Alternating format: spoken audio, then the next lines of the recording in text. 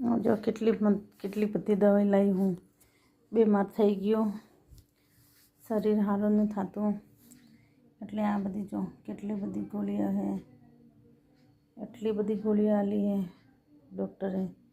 અમદાવાદથી લાવી,